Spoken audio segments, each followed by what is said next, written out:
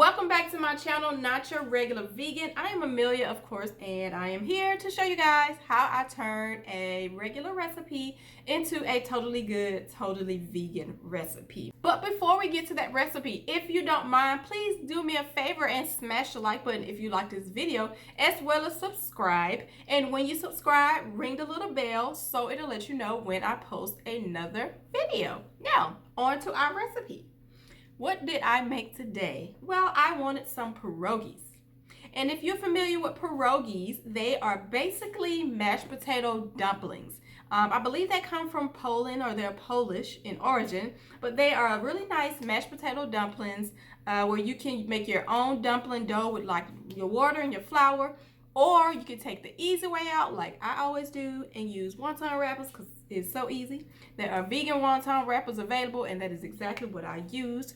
As far as your potatoes, you can make your mashed potatoes any way you want. You can use your favorite sour cream, you can use cheese, you can put bacon if you find vegan bacon, whatever it is. However you want to make your mashed potatoes, but we're just going to make those in a vegan form. Now, pierogies are usually nice and plump, but I like mine to be thin and crispy, so I call my pierogies skinny mini thin and crispy pierogies. So that's what we're going to make today. We might actually couple that with some sausage and peppers, because generally pierogies are coupled with sausage and things like that. So we're probably going to couple hours with some sausage and peppers, and we're just gonna have a good old time with our pierogies. So if we're ready, let's go make some pierogies.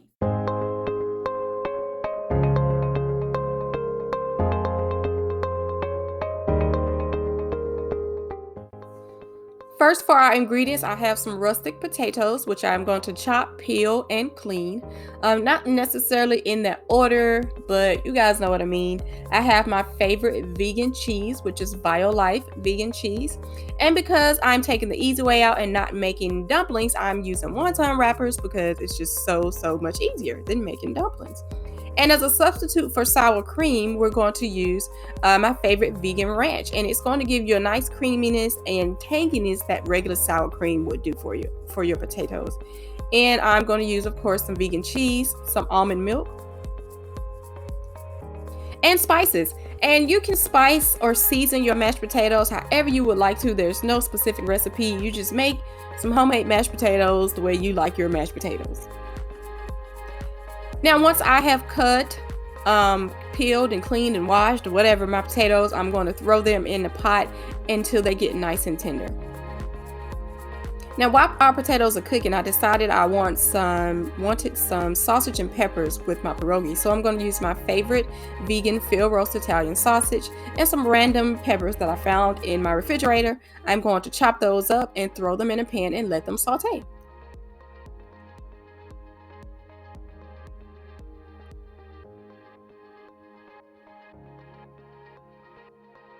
Saute them until the vegetables get a little tender. Throw those to the side, and now our potatoes are ready. Once you can poke them with a fork, you want to make sure you drain them really well. Throw them in your mixing bowl.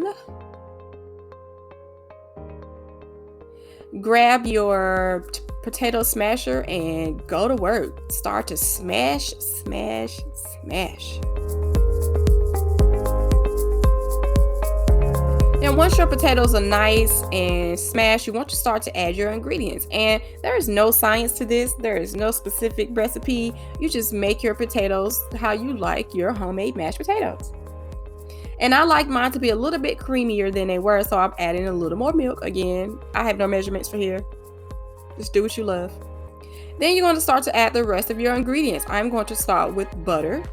A lot of butter. I eat too much butter. I know I do.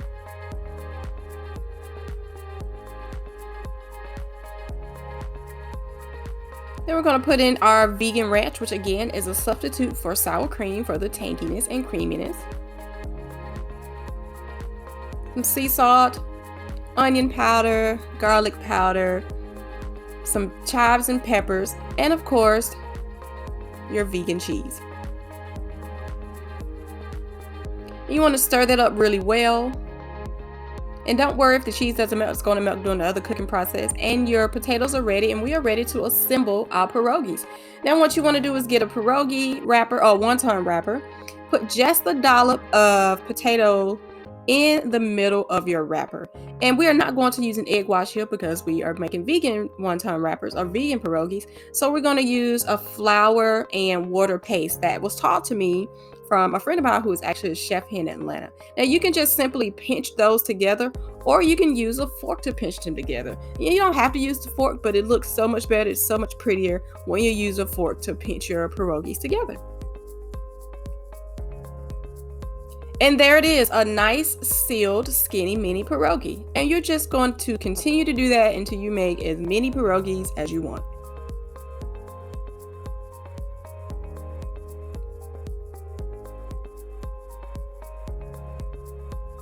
Now that we have made all of our pierogies, they look so cute and they are ready to pop in the pot to boil. Now we're going to make sure that the water is already boiling before you put your pierogies in. And at this point you want to be careful to gently handle your pierogi because you don't want them to split or come apart or anything like that. And you want to put them in the pot to boil until they start to float. Now it's important to not put too many in the bowl like I did, because they will start to stick together and it would make getting them out very, very hard. So remember that you want to gently handle your pierogies because they're very, very delicate at this point. And once they start floating, it's okay to start to carefully take them out and put them in your colander so that they can drain well. Gently, gently.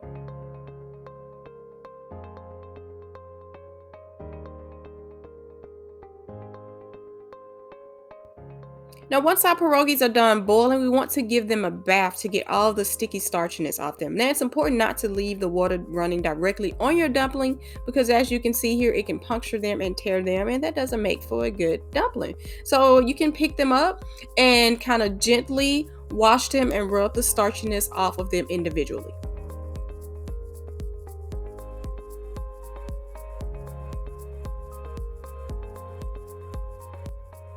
And once we completed our pierogi bath, we are ready to fry them up in the frying pan. We're going to throw a little butter in the pan and gently place your pierogies in the pan. It's important not to let them stick together because again, they will stick together and it'll be really hard to get them out of the pan if they stick together. So let's put as many as you can in the pan safely, making sure that you move them around so they're not sticking, or you can use a non-stick pan, and we just brown them on each side. And remember to gently fry them up.